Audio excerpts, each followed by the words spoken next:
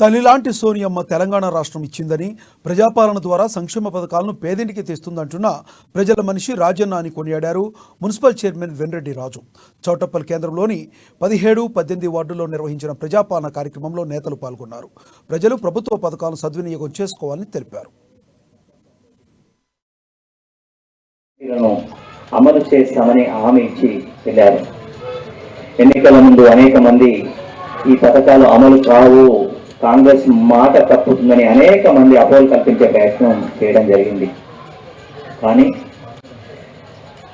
అందరి సహకారంతో, అందరి ఆశీస్సులతోటి ఈరోజు తెలంగాణలో కాంగ్రెస్ ప్రభుత్వం రేవంత్ రెడ్డి గారి నాయకత్వంలో ఏర్పాటైనాక మొట్టమొదటి రోజు ప్రమాణ స్వీకారం చేసిన రోజునే ఒక పథకానికి అంకురార్పణ చేసింది. అది ఏంటో మీరు చెప్పగలరా? ఏ కోసం పోయిందో ఇప్పుడు అవసరం లేకపోతే ప్రాబ్లం లేదు. ఫ్రీ అనగానే అందరూ ఒకటేసారి గుంపుగా పోతే పరిస్థితులు ఏముంటాయి అనేది నీకు తెలియదంటే కాదు. అయితే ఏంటంటే ఇచ్చిన హామీ మేరకు నిజామాబాద్ జిల్లా సిరికొండలోని పెద్దవాల్గొడ్ గ్రామంలో టీడీపీ నేతలు ఆందోళనకు దిగారు. తెలుగుదేశం జెండా గద్దెను సొసైటీ వారు ధ్వంసం చేశారని టీడీపీ నేతలు ఆగ్రహం వ్యక్తం చేశారు. టీడీపీ జిల్లా నాయకులు సంఘటన స్థలాన్ని పరిశీలించారు. జిల్లా అధ్యక్షులు యాదవ్ గౌడ్, పార్లమెంట్ సభ్యులు వీర బ్రహ్మానందచారి జెండా గద్దెను కూల్చివేయడం ఎంతో బాధాకరమని పార్టీ నాయకులు ఆవేదన వ్యక్తం చేశారు.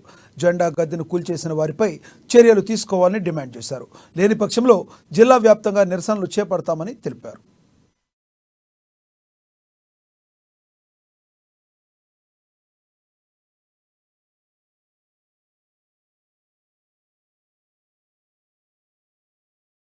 పార్టీ గద్దె, తెలుగుదేశం పార్టీ గద్దెను మరి 2వ తారీఖు నాడు పొద్దున గోలగొట్టినట్టుగా మాకు సమాచారం ఉంది. మేము మధ్యాహ్నం చూసాక మొత్తం గద్దెను కూడా కంప్లీట్గా గోలగొట్టిండ్రు. సుమారు ఇది 98లో అప్పుడు కట్టాము. పాత సొసైటీ అన్నప్పుడు కట్టిన జెండా ఇది. ప్రతి సంవత్సరం కూడా మేము జెండా ఆవిష్కరణ చేసుకుంటాము.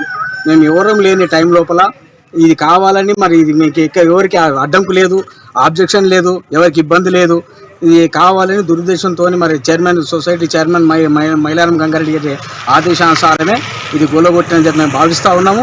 ఎందుకంటే ఇప్పటికైనా మేము అనేది ఏంటంటే, మీకు ఇబ్బంది లేదు, మా స్థలంలో మాకు ఎప్పుడైతే ఎక్కడ గద్దె ఉందో అక్కడనే మళ్ళీ యథా ప్రకారంగా మాకు గద్దె నిర్మించి ఇస్తేనే మేము ఊరుకుంటాము. లేకపోతే మేము తదుపరి చర్యలు మేము ఎక్కడ దాకా పోవాలో అక్కడ దాకా పోతాము. మీ మధ్యాహ్నం దాకా చూసి